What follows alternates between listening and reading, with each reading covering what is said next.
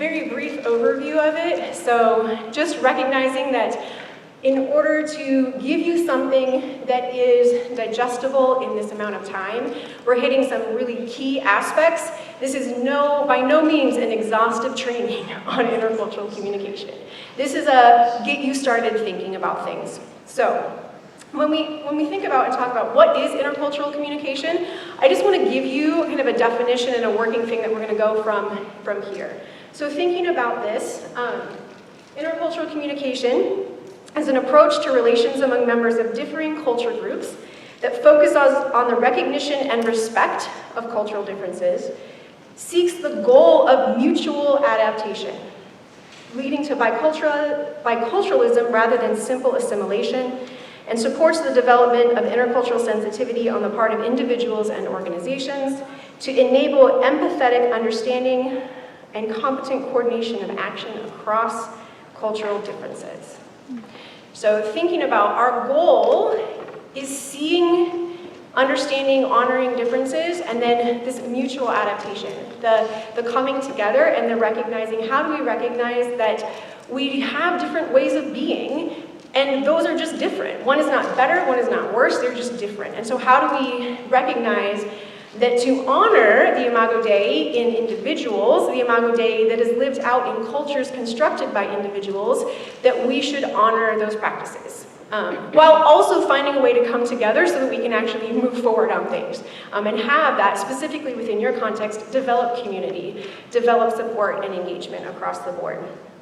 And so recognizing that we want to approach others with a spirit of humility, of openness, and a willingness to learn from each other. And especially as leaders, recognizing you don't have all the answers. You don't have to have all the answers. That you should be learning from your group members as much as they are being led by you across the board. So we'll have a couple little comics here. This is from one of my favorite web comics, Itchy Feet, talking about culture and language and things. And I love this little visual here where, I should have gotten a lapel mic. Oh well. So here's Itchy Feet going, live in a foreign country. Now I don't want you, this is the context for the comic, but I won't want you to think about this as like, well, I'm not going to live in a foreign country, I'm here at Wheaton. Recognizing culture isn't just in other nationalities. But he says, welcome. We may dress and eat and speak differently, but really I'd say we're quite similar.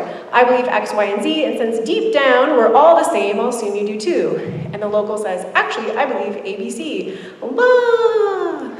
Falling into the pit of the cultural divide. That's what we want to work to not do, right? And you may feel, and at Wheaton it's actually sometimes even trickier because you don't necessarily you dress differently, you talk differently. In some ways that might be true and that might not be true. And so sometimes as we're thinking about this, especially at Wheaton has its own very strong institutional culture. Yes, remember back when you were freshmen and coming on campus, and you're like, wait, what are we doing? Why do people say that? What do they mean when they say that? Like, all of the cultural patterns that exist at Wheaton. So there's this interesting mix of we're coming together from different cultural backgrounds, living in this very strong cultural framework that Wheaton brings, and so it can gloss over some of those differences because it's like, well, this is how we do it at Wheaton. And it's like, well, maybe that's not how I want to do it, or that's not how I would naturally lean towards it. And so recognizing that tension in these spaces. So, as we think about this, how do we get culture? Recognizing you're a human, you have a culture, right? No one can say, I don't have a culture, because you're a human. And part of being human, a huge part of being human, is having a culture. Now, these cultures can be national cultures, they can also be regional cultures. So if you're from the South in the US, you are from a different cultural background than if you're from the Midwest. And if you came to Wheaton, you were like, right? If you grew up in the suburbs versus growing up in a city versus growing up rural, those are cultures. There's a cultural ways of being. So as we think about this, you can think about the spaces and places that have shaped you.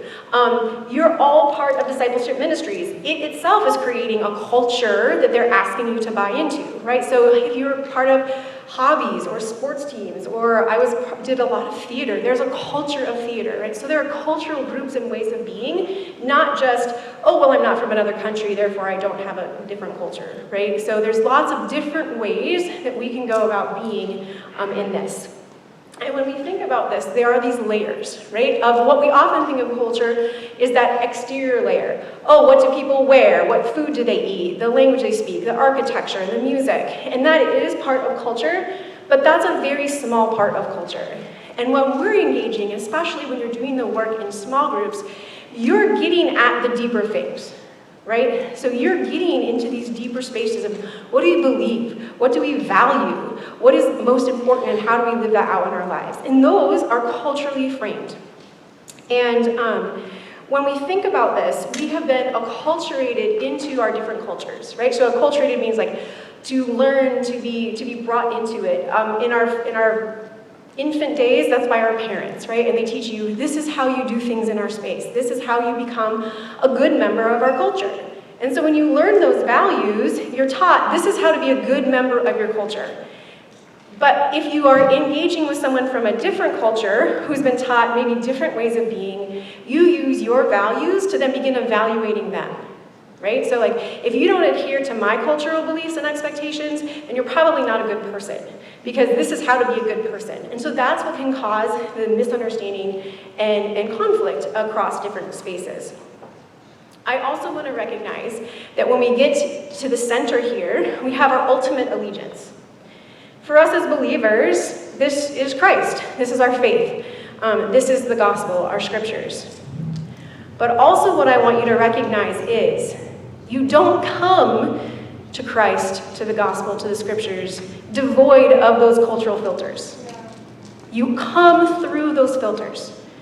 And so we share that commonality here on campus, and yet there's so many different ways of expressing it, so many different ways of living that out that are framed and expected by our cultures, sometimes our denominational cultures, our church cultures, those expectations there as well.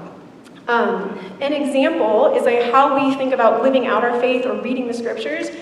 One context that we'll get into later is individualism versus collectivism. Do we think primarily of the individual first, or do we think primarily of the group first? It's one pair of orientations that's pretty common across spaces, and different cultures prioritize them differently.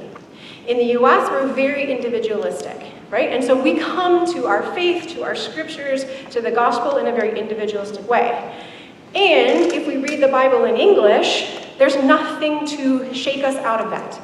Because, pause for linguisticness here, in English we don't have a plural you. Well, you Southerners do, because y'all, and y'all, right? But we don't, when you read the Bible, it doesn't say, y'all need to do this, right? It says, you do this. And we don't know from reading it, is that a singular you or a plural you? And so often the scriptures are plural, because the scriptures were written and given in collectivist cultures. And so, but we lose that in reading the English. There is a website called the Y'all version, which will give you the Bible with y'all, or if you're like from Michigan, you can do yous guys. You can choose your regional plural you. So you can look that up, the Y'all version. That can help you. It's like, wow, this is not to me. This promise is not to me. This exhortation is not to me. This promise and exhortation is to us, right? We need each other to live it out. So recognizing that, our scriptures, our faith practices are cultural bound. So just an acknowledgement of that as we move forward. So we're going to do a brief orientation or overview of 5 cultural orientations.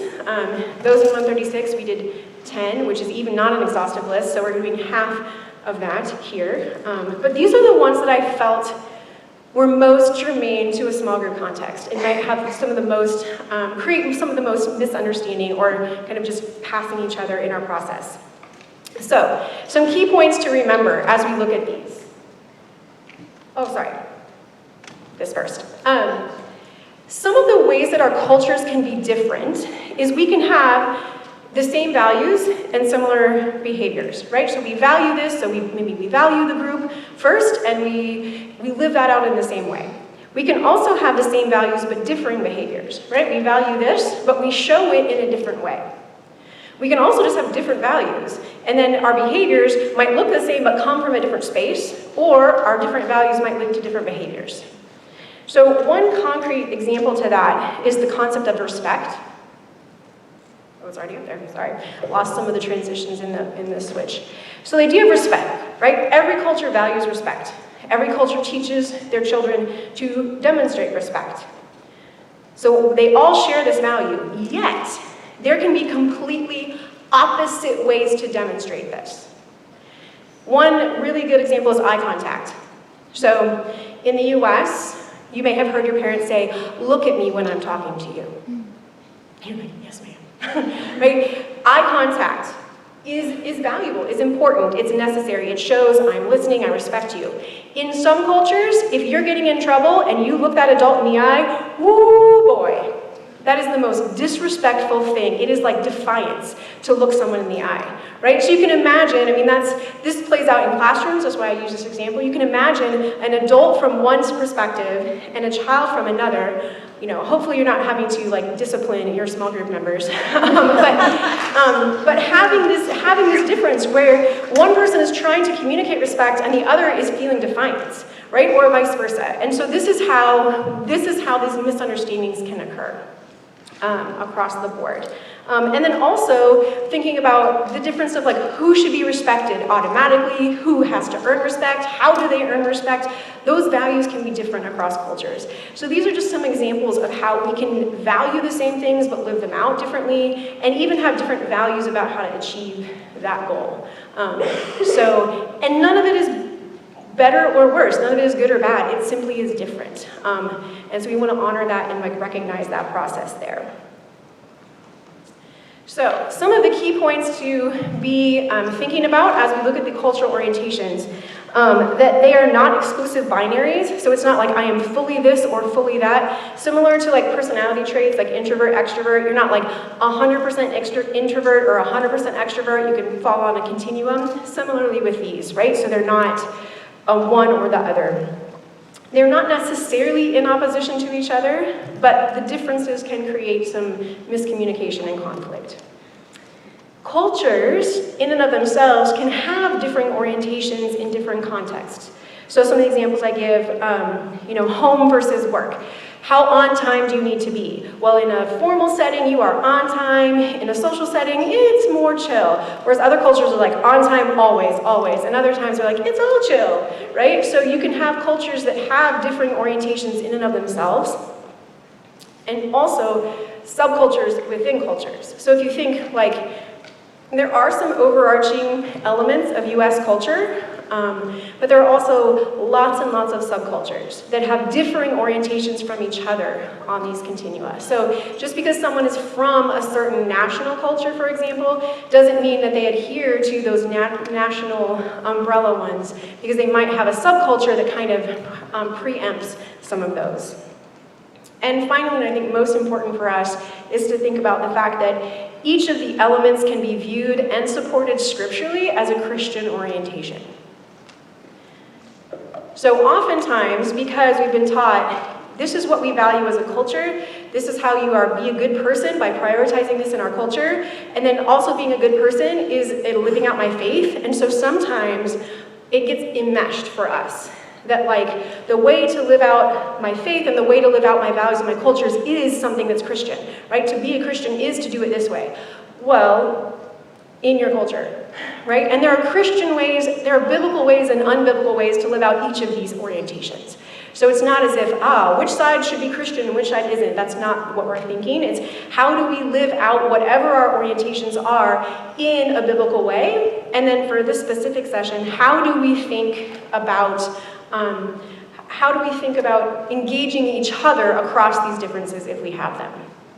Okay? So that's a whole bunch of intro, and we're going to take a little pause, and you're going to do what we like to call in education a turn and talk. So find someone next to you. If you have an odd number, then just have a little pod of a group of 3, but just turn and just kind of process. What is sparking your interest? What do you have questions about? What are you seeing? I'm going to give you 2 minutes and then call us back together. So just turn and chat, kind of get your thoughts out. And if you're an internal processor, listen to your partner get their thoughts out.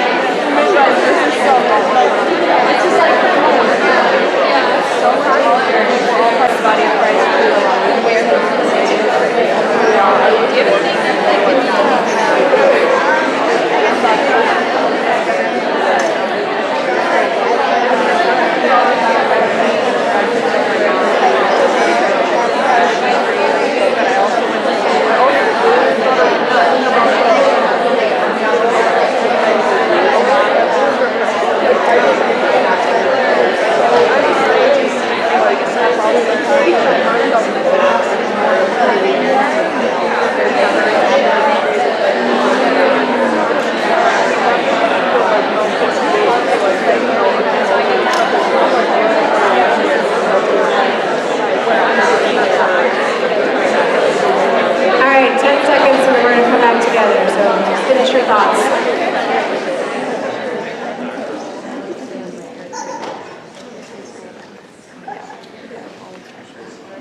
I need that rubber chicken to be like the timer.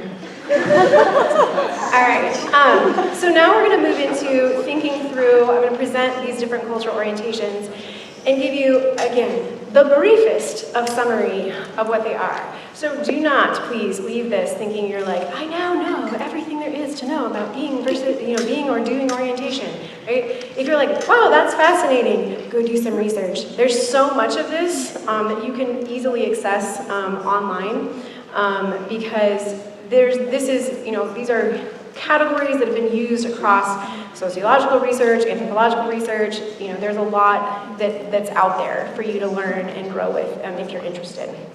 So I think probably the transitions will be lost on this one, so, oh no, they're there, woohoo. So the first we're gonna do is start with individualist versus collectivist. And I'm gonna give you a synopsis and then just give us enough to start thinking about things. So as I said before, this is the idea of when I think about myself, when I think about life and decisions and what should take priority, who do I think of first? Do I think of myself as an individual entity, deeply connected with those around me, but like what's my goal? Where am I going to go to college? What am I going to major in? What kind of job? Where am I going to live? Who am I thinking about first, right? If you were raised in dominant culture in the US, you're thinking about yourself first, right? And so are your parents. They're like, where do you want to go and do what you want to do? Like, follow your passion.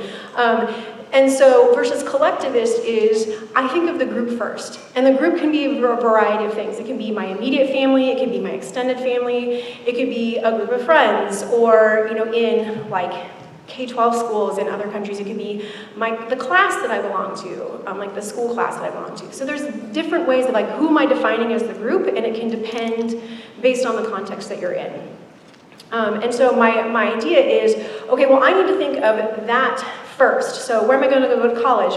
Well, what's going to be best for my family if I do that? What am I going to major in? Well, what can I use as a major to serve my church or to support my family, right? So those things come first. I'm thinking about the group first before the individual. Now again, as a reminder, that these are both biblical models, right? There are biblical ways to follow these and there are unbiblical ways to follow these. And so we need to think through that. So this is one where you're going to think of a small group could become, for someone who is a collectivist, a small group could become something like that, where they're like, I'm going to prioritize the group and what's going to be for the group.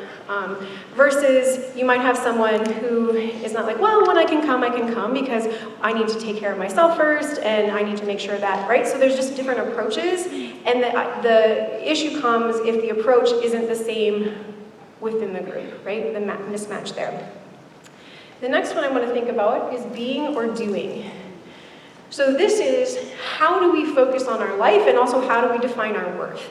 By being, like existing, having presence, being present with others, right? The being together and existing. Or doing, right? My tasks, my activities, the things that I accomplish, my job, right? So for Wheaton campus culture, what is our Wheaton campus culture orientation for this? Doing, right? Like, I have a down minute in my schedule. Oh no! So in some of this, we can also acknowledge that some of your role in discipling other students at Wheaton is helping us to see there's nothing wrong with a being orientation, right? We're called to live out our faith, right? That's a biblical exhortation. But if our doingness becomes an idol to us, we need to be called to stop, right? Or to dial back. And so part of your thing of discipling is even acknowledging what does Wheaton prioritize, and maybe how is it doing so in an unbiblical manner, and how do we counteract that within our small groups. Also, this can be an issue of like, if somebody's coming to a small group wanting to just like be and be present with each other, and someone else is like, what are we gonna do? Like, how are we spending our time? I wanna see the plan, right? Like, this can cause that conflict. The next, polychronic versus monochronic time. So how do we approach time? Basically, do we master time or does time master us? So do we live by the clock, right? Okay, so this is done, I'm moving on. Or do we live in a more kind of organic way? Again, both are fine, they're just different. And there are pitfalls in each side. So polychronic is that time is fluid, it's flexible, I might be doing multiple things. If I'm having an amazing conversation with someone, I'm gonna finish that conversation, even if it makes me a little bit late for the next thing. What a little bit late means also highly varies, right? Versus monochronic is like, okay, well, it's 2:04, I have 1 minute that I need to wrap up and we can transition, right? It's like, okay, we might be in the middle of something, but it doesn't matter, like, let's go. We've got to change. The time is telling us to move on. Again, both are fine, they're just different, but you can see that that can create a lot of tension at times. Also to recognize, we have our own personal preferences and habits and our cultural ones. So you may have grown up in a monochronic culture where you felt like, oh, everything is so scripted and I'm so flexible. And then you move to a polychronic culture and you're like, why am I the one who's worried about being on time? That was never my role. Oh my word, who am I? Right? Because you were polychronic in comparison to your culture, but you were not in a polychronic culture. And so as you move to that space, you suddenly are like, what's happening? So you can have those as you cross cultures and as you engage in different spaces. Maybe as you take on an official role as a group leader, and you're like, you should probably start on time, even though that's not my natural ability, I should probably do that, right? And you take on leadership, and suddenly you're having to switch your personal preference. But recognizing you still are gonna wanna default to your personal preference, either your cultural preference, even though you're kind of living that out. So recognizing the timing in that, is a good and a successful group one that, starts on time, lasts an hour, ends on time, or is a good group one that starts, within the start time, 5-15 minutes and just goes until we're done. And that is totally dependent on a combination of your personal preferences and your cultural preferences and cultural orientations. But again, can create conflict if the expectations are different. The next one is high or low context communication. So sometimes this is called indirect and direct communication. I like to use high and low context because it helps us understand what's actually happening.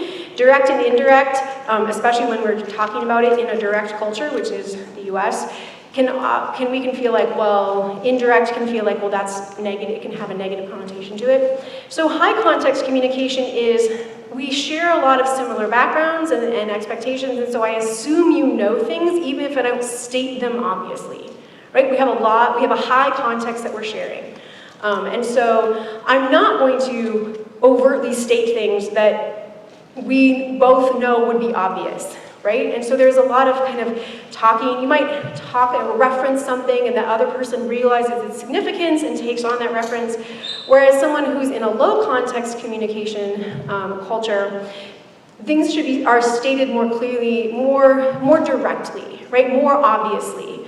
The US is a direct or a low context culture, and if you think about our history, that makes sense. We are a nation that has constantly been bringing in and shifting different cultures, and so we've had to figure out how to communicate in a more obvious way across people who don't share lots and lots of context. Whereas other cultures that have been maybe slightly more homogenous can have often a more high context because there's that shared information that can be assumed in the same way. We can think about this in our personal lives, about the way that we talk to like our family, our best friend, our roommate, versus the way we talk to like other friends or classmates, right? You don't have to explain everything to your family. You can just be like, right? And you're like, right.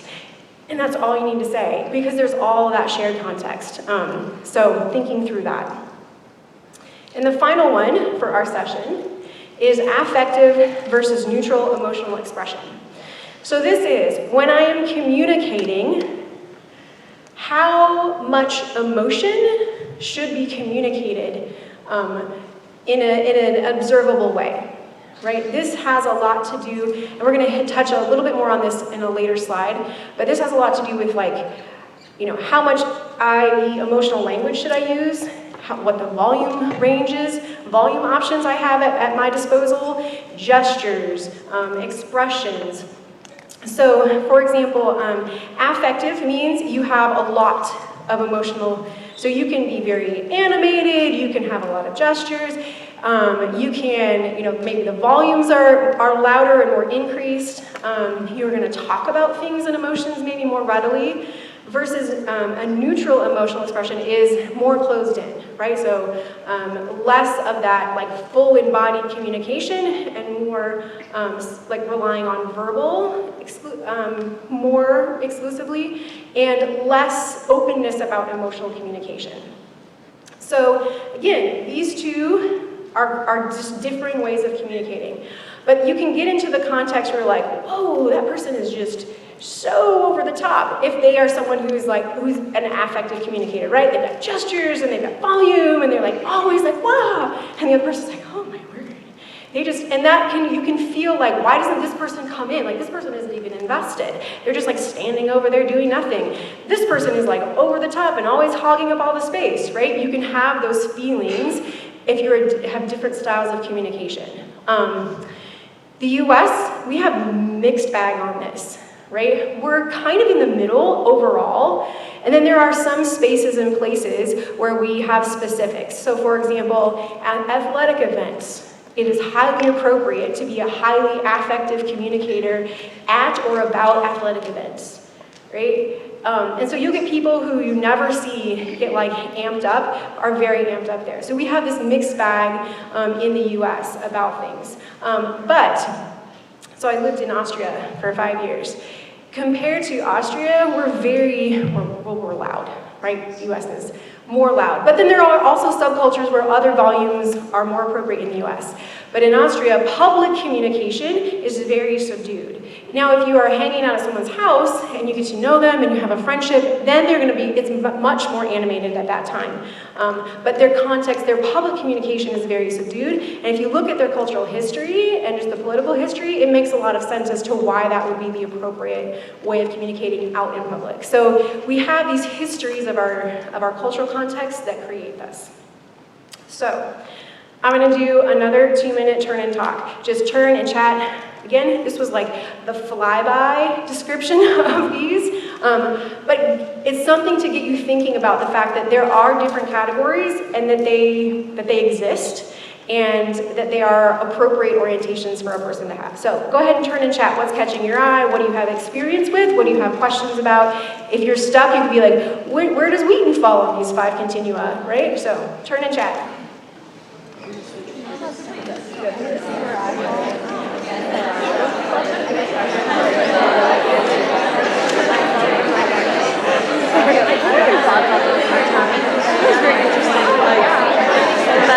Identifying myself with each thing,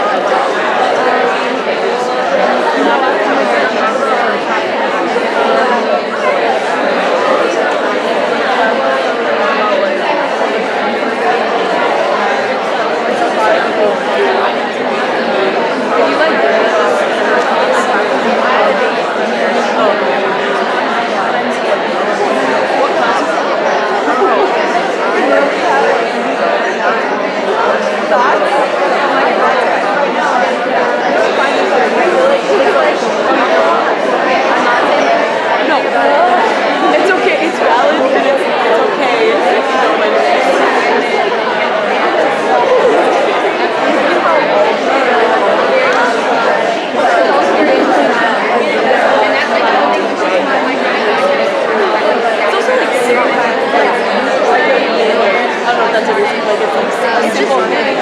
Yeah. That's what I like about it. It's not more than a simple,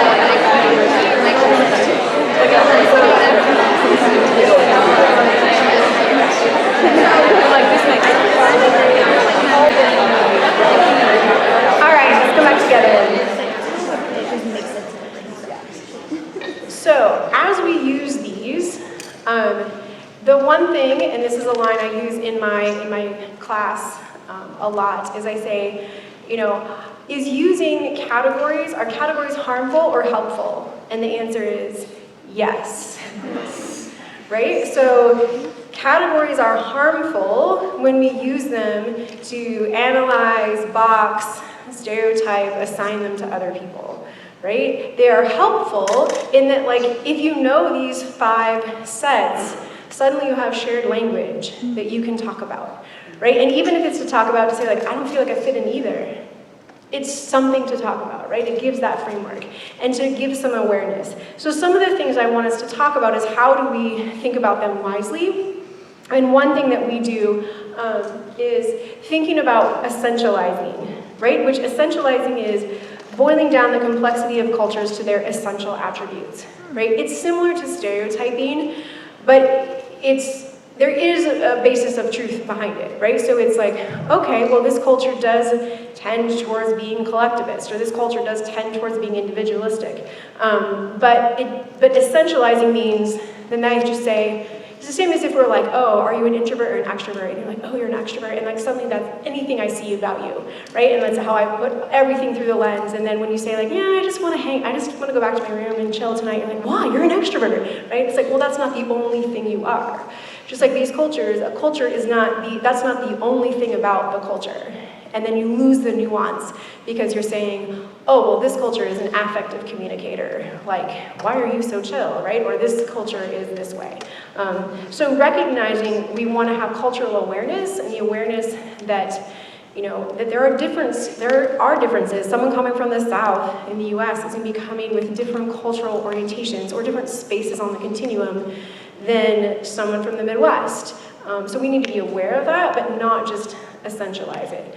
Also not essentializing the humans that we engage with by being like, oh, you're from the South, you must be this way. Because A, they're an individual person, and B, you don't know their more complex story, right? Maybe their parents are from New England and moved to the South, and so their home culture was very New England, even though they were surrounded by the South. Or our TCKs, our MKs, right? Our global folks who are like, well, this is my passport, but this is where I lived, but this is da-da-da, right? You can even have those people from the US, like, well, I spent this much time here, and then that time here, and that time there, right? So you can we don't want to essentialize a person based on one thing that we know about them in their life story. So some that we do for our individuals is the process of, we call it decategorization and recategorization. So decategorization is saying, I'm going to focus on our similarities, right? I'm going to focus on how we are similar and what we are connected. And in your small groups, there's a lot of that. There's a lot that's bringing you together, right? Some of them are groups that people are choosing to participate in. Others, your floor groups, you're kind of just assigned to it, but you're here at Wheaton, you're a student, there's a lot of sharedness there. We're believers, we share in the family of God. And so prioritizing those similarities, right? How are we truly the same? Where are we aiming for? Yet then we don't want to gloss over that, right? Like with an ethnicity, that would be like a colorblind approach, right? Oh, we're just all the same, but we're not. We are, but we're not, right? So, and that doesn't honor the Imago Dei in people, right? To say like, well, we're just all the same. Like, no, we're not. We're created to reflect the multifacetedness of God's image, which means we have a lot of complexity and differences across our embodied nature. So what we want to do is then recategorization, which is to say, how are we different? But how are we different in ways that I know matter to you, right? I don't look at you and say, oh, you told me that you came from the South, or you came from Texas. So like, whoa, now I know all this about you because you're from Texas. Well, not really, right? But if I get to know you and I say, Oh, you are from Texas, like what does that mean for you, right? And you're like, oh, it means this, this, and this. Then honoring that, right? Honoring that that's a different way that they want to engage in the world or view the world, right? But it's in knowing it, it's in deep relationships, right? It's in the strong relationships where I know what that actually means to you, and I'm not just assuming I know based on some category or label. Right? So thinking about that across the board. So ask questions, get to know your group members, but also think about the complexity and finding those ways to ask, what does that mean to you? Right? Instead of saying, and that's also a good way to ask a question, oh, how was that for you? What did that mean for you? Instead of asking questions that have assumptions behind them. So like, oh, I grew up, moving around. Oh, that must have been hard. Well, maybe they loved it. Maybe that was great. So and a question with an assumption, oh, that must have been hard. Or, oh, that must be this way. Asking, oh, how was that for you? Gives an open space for them to respond for their personal way. So, a couple other things that I want to hit that are connected to culture, but also slightly, they're not these formal categories, are how do we go about building relationships? And what are our communication patterns that we have? And these are both culturally determined and also individual personality. But again, depending on my personality, it's still framed within the cultural attitude that I had. So for relationship building, again, cultural as well as personality, some things that determine how quickly do I view myself as a friend from someone I've met? Right? In the US, it's like, hey, we met, now like we're friends. But we have it doesn't mean that you're like the deepest friends, but in the US, we are, globally speaking, in dominant culture US, we are very quick to consider people friends and also very quick to kind of let those friendships fall away, right? So it's like, oh, we were neighbors, we lived on the floor together as freshmen, and like we hung out and did all these things, and then we were in different floors as sophomore, and I haven't spoken to you in a year. Other cultures, that is baffling to them. Utterly baffling. A, how you could feel so connected so quickly, and B, how then you could just let it drop, right? And so it's not like one way is a better way of being, but again, if you have different expectations about the process, someone's gonna get hurt in that miscommunication. Also, how much you share to those outside your inmost circle, right? And inmost circle could mean your nuclear family, your extended family, your block that you grew up on. Like that can determine change based on people. But what do you talk about, right? What topics are light and what topics are heavy? That's culturally determined. What is like an easy chit-chat phrase to start with? Or what things you comment on? This is like burned in my head I came back, I was teaching in the high school in St. Paul, Minnesota, and I came back one summer and I had a student the next year and he was like, oh, Miss Vroom, you must have had a great summer. You're fatter.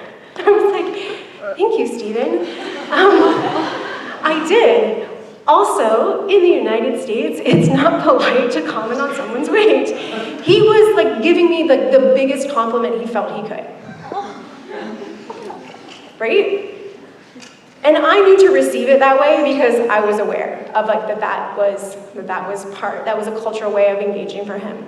It's not really an opening line chit chat in the US. Right? I mean, he'd been my student the year before, so it wasn't like a brand new student. But thinking about those kinds of things, what do you open with, right? So talking about, your parents' jobs, right? Oh, what do your parents do? That's a very US. Like, oh, what do you do? What's your job? It's a very US conversation. In other cultures, it's less so. Like, that's not deemed as like an appropriate kind of opening conversation foray. How much kind of general conversation do you need to have before you get into more serious things? Like, do you talk about religion? Do you talk about politics? Do you talk about money? Like, these are culturally defined topics as to whether they're appropriate and with whom, and in what context. So just recognizing those kinds of things. And then the role of friendship. If we say we are friends, what does that mean? Does that mean like we say hi when we pass each other? Does it mean we occasionally get a meal? Or does that mean like I can ask you for a ride to O'Hare, which is like a Chicago thing, right? You can define your level of friendship by if you can ask someone to take you to the airport and how much lead time they need, right? So if like you just met someone down the block like a week ago and they ask you to take them to, you're like, whoa, I don't know you well enough to drive you to O'Hare, right? Or like moving, right? Like, hey, we met last week, can you help me move my house or move my dorm room? And they're like, yikes. But what does it mean? If we say we're friends, what will I do for you and what should I expect from you and what should you expect from me? What are our mutual obligations if we think we're friends? And if we define that as like we're truly friends? Because in the US, our mutual obligations are often pretty loose with friendships. We don't have a lot of deeper expectations. Again, when you have close people, roommates, like we have a much smaller circle, and we tend to have a larger collection of friends. But again, this also varies, like I said, by personality, right? And those type of things. So what are we expecting? Do we expecting this to be like a friendship that like 10 years after we graduate from Wheaton, we're still connected? Or this is a friendship because we were assigned to this DSG for this year, right? So thinking about that. And then finally, because it's tricky to facilitate group conversation. It doesn't just flow, right? So one of my greatest things is when our novice teachers, right, like, we'll have a class discussion, I'll ask this question, I'm like, okay, and then what? Right? Because just having a spontaneous group discussion is a hard thing to pull off and have it balanced and have people engaged and things, especially because we come with different communication patterns. So, some things that vary by different cultures, and again, cultural groups. And with these communication patterns, I would also say vary by age, vary by personality, and vary by gender, because we are socialized in different ways in how we should communicate gender-wise. Like, how does a woman participate in a group conversation? How does a man? How do we participate when it's a single gender group versus a mixed gender group? Like, those patterns are socialized differently. So, thinking through this. Active listening. How do you know that I'm listening to you? In the US, I'm making eye contact, I'm nodding my head, I'm probably saying, oh, yeah, yeah. I am giving you verbal responses. In some cultures, if I were doing that, if I were making verbal noises, it would be disrespectful, because it would be seen as an interruption to the other person. So what does it mean to do and give active listening? Whereas like, if I'm expecting someone who is like, oh yeah, yeah, totally, I see that. If I'm expecting that and I'm getting silence, I'm gonna be like, what's happening? Right, like, hello? But active listening varies by cultural groups, by background. The role of silence. In the US, we generally hate it. We don't want any of it. We are not comfortable just sitting in silence. Other cultures, there should be silence. There's expected to be silence. Sitting together, again, this can intersect with that being-doing orientation, right? To just sit and be together and not have to talk, that's beautiful. That's relationship, that's connection. And there's some people whose like skin is crawling right now. Because they're like, I can't imagine just like sitting with someone and not saying anything. Like sitting with a group and someone sharing something and everyone just being like, oh.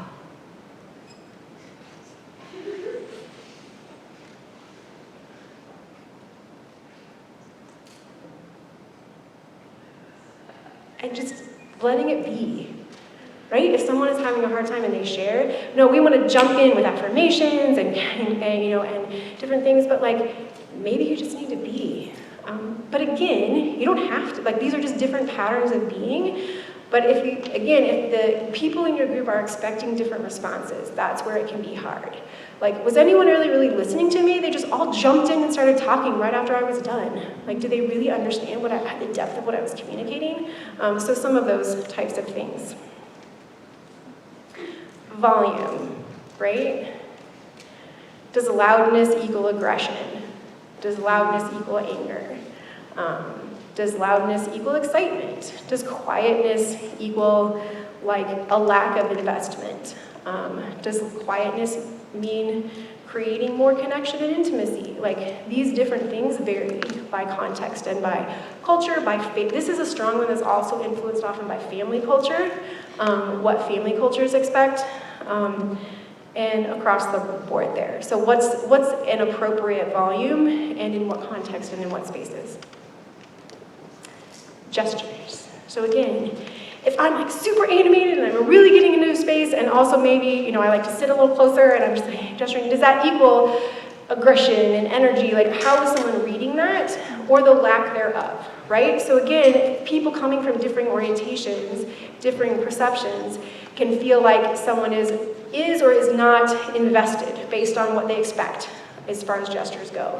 Is or isn't being like overly dominating of the conversation. Because also that can be connected to posture, right? How do I sit? How do I hold myself? What is it? Because this is connected often to active listening. What does it mean if I'm like sitting back, if I'm sitting up, right? So all these different frameworks of like, but we use all this nonverbal stuff to gauge whether someone really cares about us, whether they're listening to us, whether they're invested, and we might be completely misinterpreting their behavior and what they're trying to communicate through it. And it might just be like they're exhausted because it's been a crazy week, right? So again, sometimes it's situational, personal, and cultural, and there's the fusing, which is why asking people is better than just assumption, like, oh, that must be how they just do it. Well, they did it because that's how they felt that day or something. Oh, sorry. Turn taking. This is connected to role of silence, right? How do we talk? Do we interrupt each other? Do we talk over each other? Do we, what's called in linguistic analysis, link on each other, right? I've just finished and you jump in, or do we have silence between each person sharing? Those are different cultural patterns, right? Who starts speaking? Right? Does the oldest person speak first and then we move, or the person with the most status, or does the leader expect to always talk first, or does the leader expect the participants to speak first, right? How is that framed? Those are, again, cultural patterns. There are cultures where, like, the participants don't speak until the leader has spoken, and vice versa. Or we want to do it based on, a variety of things. So who speaks first? In what order do you speak? Should there be an order? And then how closely do you speak on top of each other? Right? So never, connected, overlapping. So if I'm an overlapper and you're a space, then you're gonna feel like I'm always interrupting you and never letting you finish. Where I'm not trying to do that, I'm just like, yeah, that's great, and I build on and go, right? And so again, some miscommunication and misunderstanding can happen there. And our final one, again connected to how do we make and go about making friends, is topic choice, right? What topics are appropriate, what ones can be spoken about, for what and where.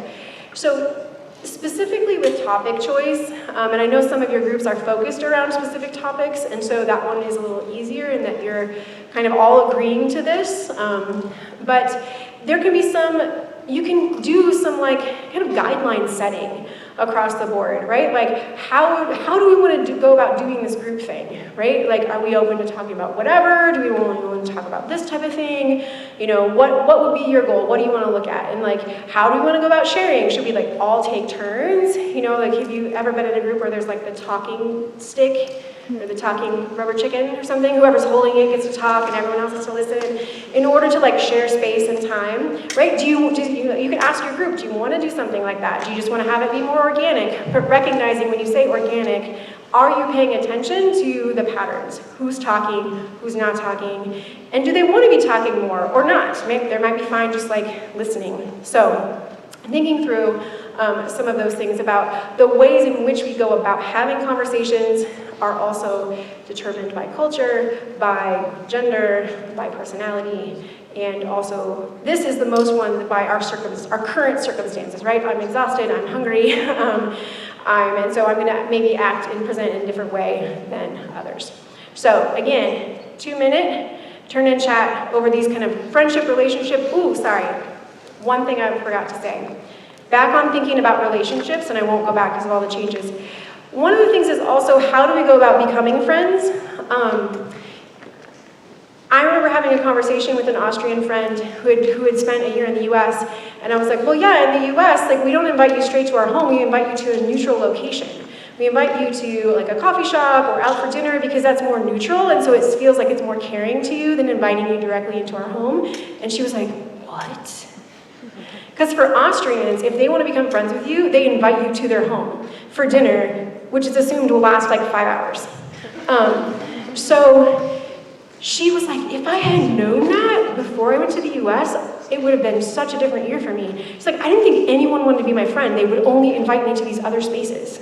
I was like, oh, but they were trying, right? So in that process, what creates friendship, right? Is it, you know, for you guys, you might have set spaces to meet for your group, so the where might be somewhat less of an important, but is it sharing a meal? I know some groups are set around sharing meals, right? Does it mean we share a meal and that's what really cements our connection? Is it that we've spent this many of hours together, or that I've seen your dorm room, or I've met your family, which is a tricky and complicated thing at college, right? Like you might feel like you don't really know me until you've met my family. And so these different processes can be, what are the steps we do to make friends with each other? So turn and chat for 2 minutes, and then we'll have some time for Q&A.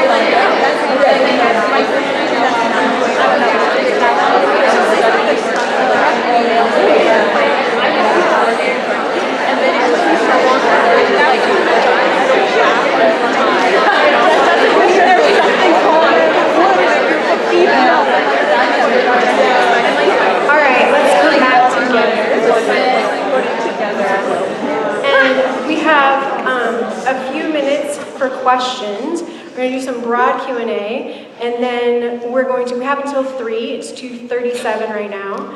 So we're going to do a few minutes of Q&A, and then I've written up 4 scenarios that could be like happening in a small group, where there's some kind of miscommunication happening based on one or more of these factors. And I'm going to have you discuss them in small groups, and then we're going to come back together. So a little Q&A, and then discussion, and then come back. So questions about these broader things, and then we'll do more application questions after you do your discussion, if that makes, or you can ask it now if you're like, I forget my hand. So Evan has a mic if you want a mic, otherwise you can just like holler it out, speak from your core. I have a lot of comfortableness with the silence, so I'll just wait.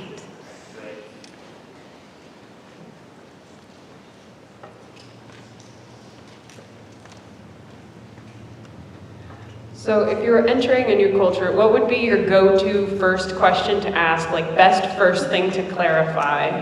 And I know that could change a lot, but if you had one that you would just like jump to if you had no context.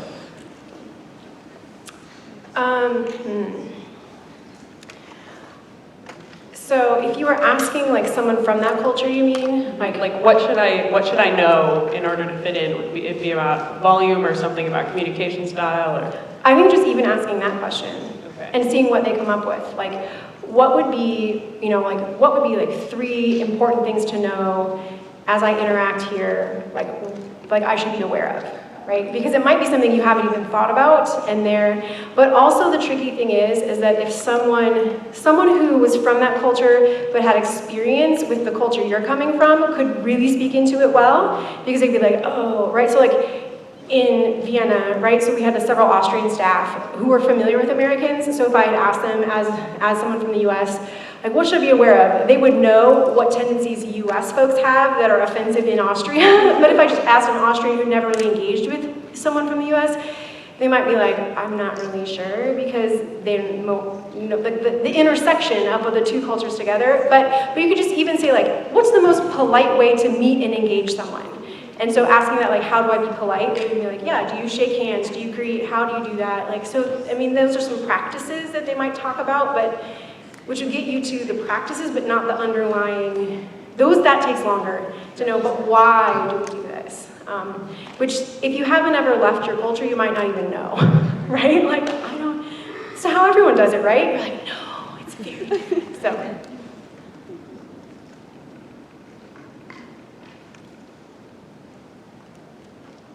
I actually have a question. As leaders, what is some practical advice when we perceive a cultural conflict? So let's say someone in our group is much more comfortable being effectively emotional, and someone else is very clearly uncomfortable or offended by the amount of emotion another member shares. How do we go about that as a leader, where we can honor their backgrounds and perspectives and what makes them them, but also create space for both of those people in our groups? Did you read scenario 4? Because that is scenario 4. So I'm going to not answer that right now. I'm going to put that out there, and then we'll come back and kind of finalize that. But that's a big one, because again, sometimes it's someone's issue with you, and sometimes it's an issue between members that you need to kind of facilitate. So thinking through that. So what we're going to do is we're going to transition to the scenarios now. If you have questions, you just didn't get your hand up, or these bring up questions that we'll take some time at the end. So these are all on the website. There's a handout that has a summary of the cultural orientations, the relationship process, and the communication patterns. So if you want to reference that, and then there's another one that says intercultural communication scenarios, and it has 4 scenarios. So you're all in pods, yeah? Show me, so like, put your arms in where's your pod? Pod. Are you one giant pod over here? Family groups, pod. All right, so here's what we're gonna do. I was thinking about different, but we're going to do it this way. So these are the prompts for the scenarios. They're also on the scenario handout if you need to think about it. They're like 1 paragraph. What I would like you to do is, in groups, in pairs or pairs or trios, in your pod, pick a scenario, and you're going to take like 7, 8 minutes to read through it and talk in your just pair or trio. And then I'm going to say, okay, time. And then what you're going to do is you're going to come together as a pod as much as you can. You might need to do 2 separate sections because you need to be able to hear each other. You could be like, so make sure you're not all reading the same scenario, right? So you're a pod, yes. So if you have a 3 and a 2, you could be like, we're going to read scenario 1, we're going to read scenario 3. Make sure you're reading over all this. Somebody's reading, different ones. And then at the end of 7 minutes, I'm going to have you all come together, and you're going to just give like a 1-sentence summary of like what the issue was and what you were thinking, just so you can hear a couple different scenarios. So, you got your materials? So they're on the website. How are they supposed to get those? Do they know? DataWeedon.com, speaker handouts. My website works. So go ahead and pull those up. Get your pairs or trios set up, and then read through it and just chat. These prompts can help you think through those.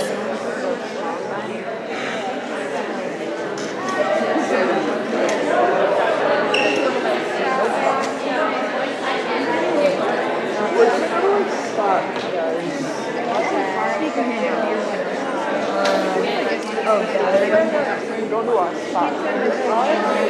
Here we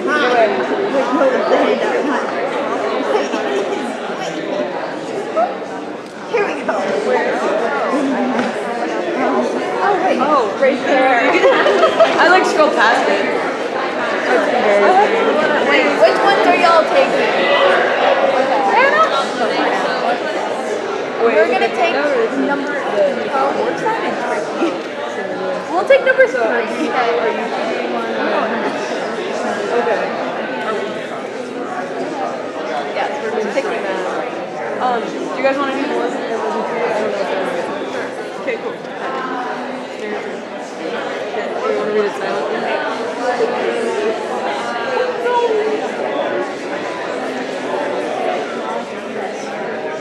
All the edits. Now it'll stay up.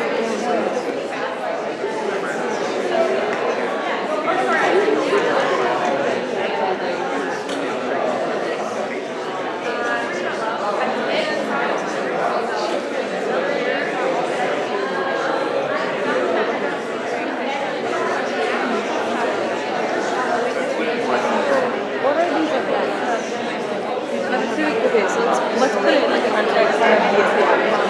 So like DSP will do specific outings for before I need to leave. And somehow I'm like always like the no matter what Valentine's Day thing. And I don't like Easter Day. I don't know, that's where my mind's like. So what underlines the concept might be at play in interculturalization?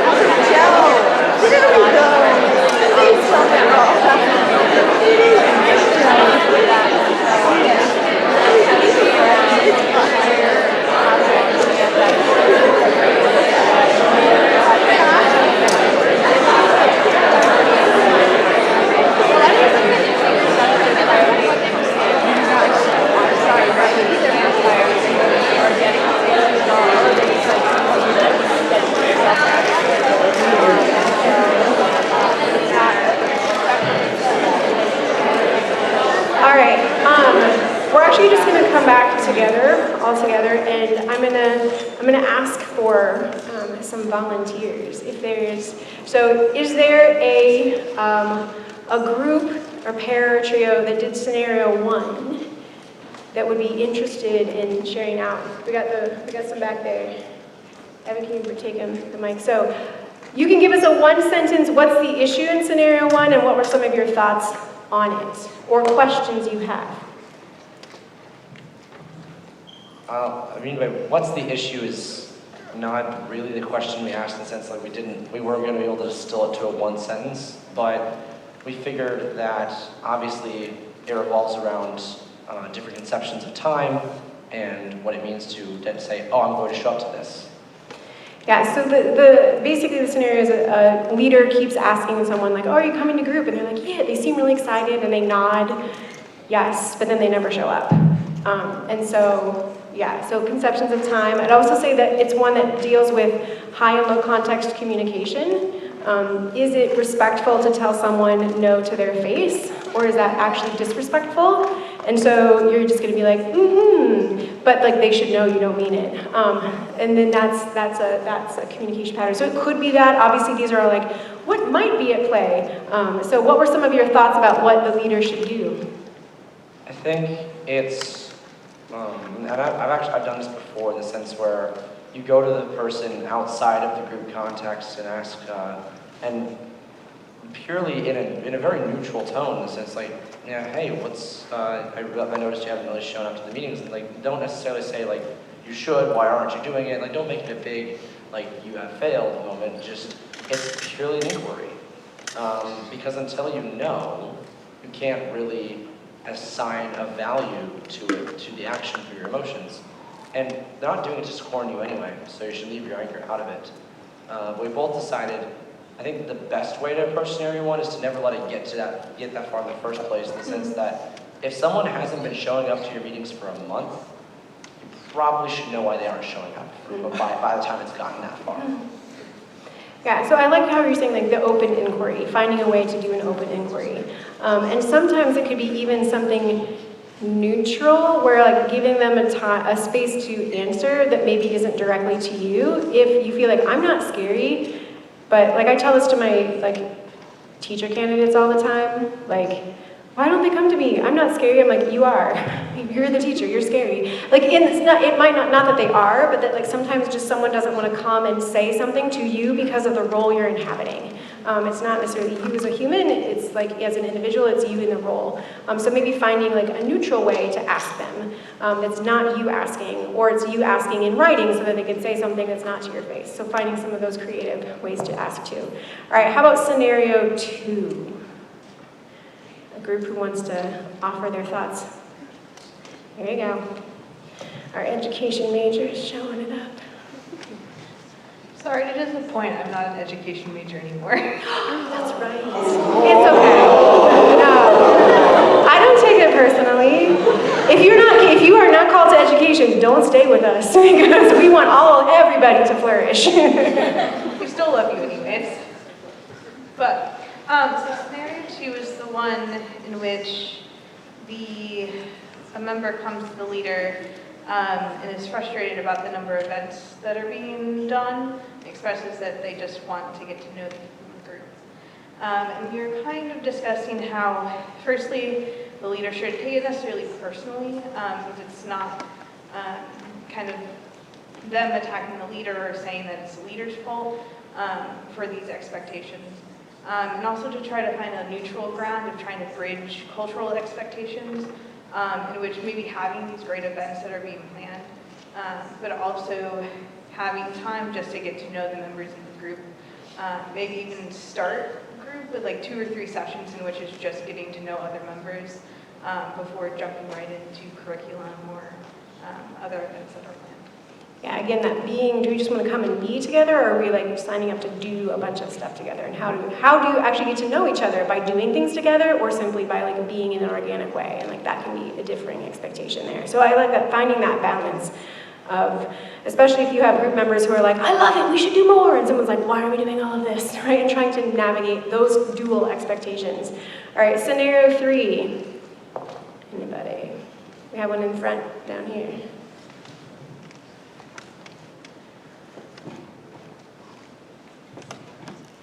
Well, the first problem in scenario 3 is it says she, so that might be a problem in a male stronghold. Yes, you can change the gender to fit your context. These are just, I alternated he and she.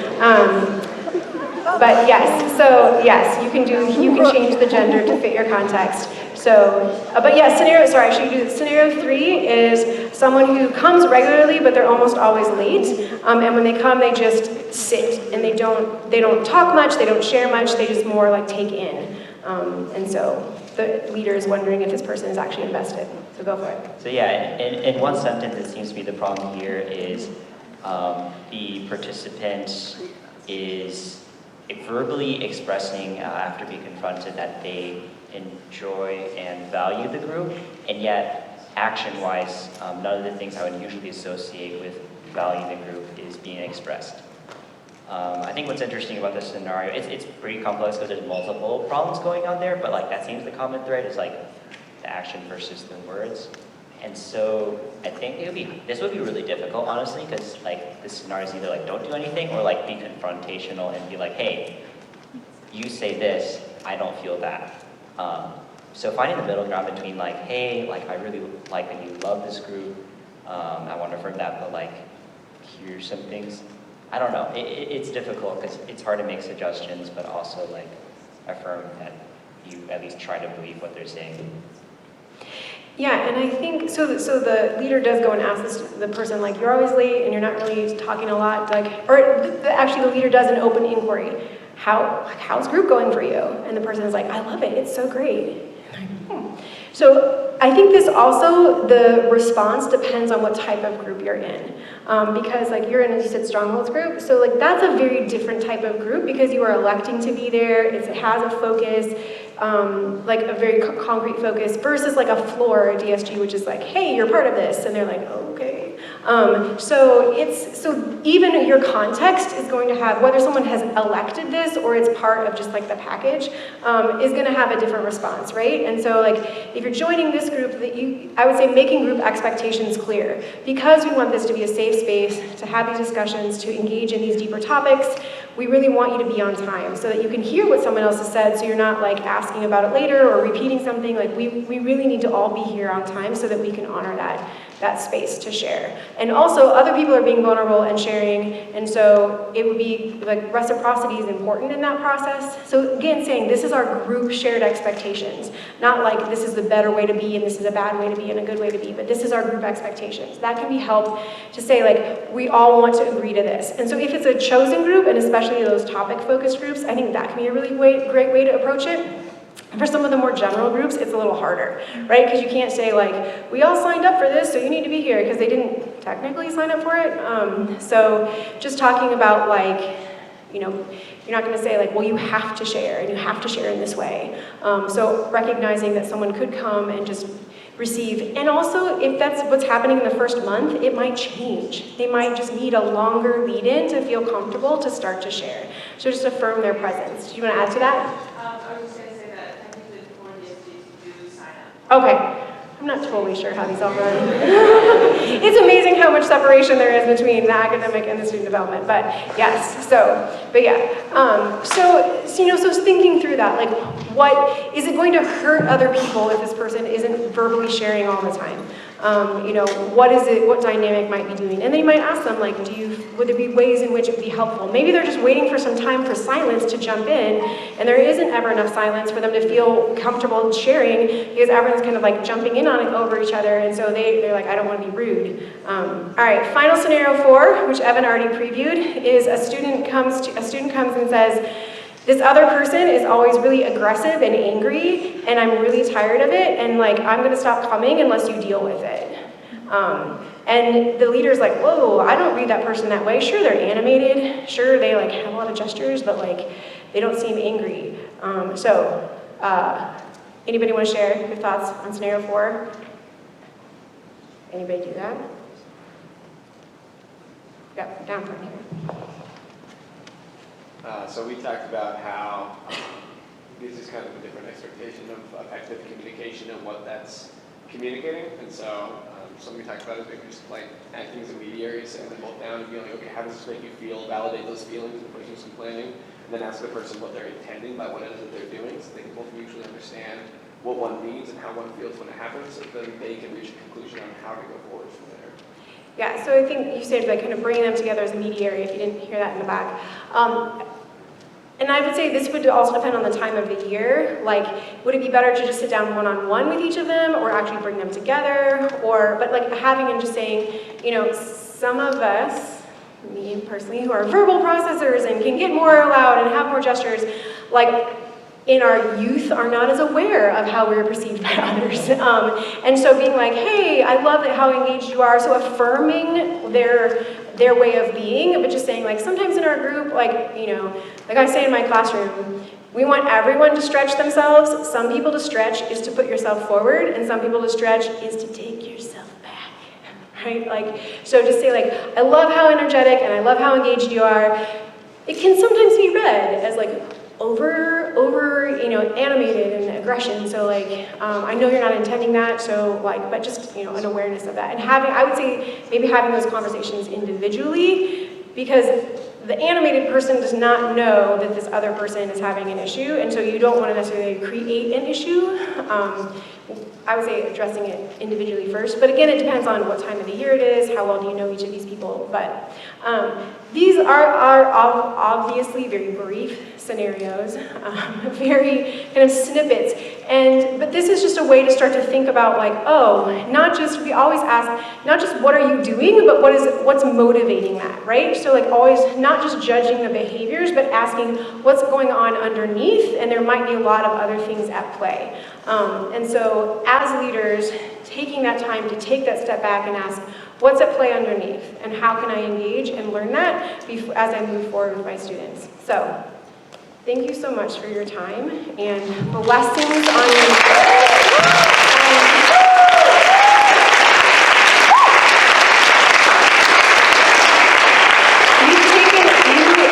You have all taken on really important roles on campus, and you really helped to set the tone. And so I hope that you can do that well. Also, give yourself time to rest and be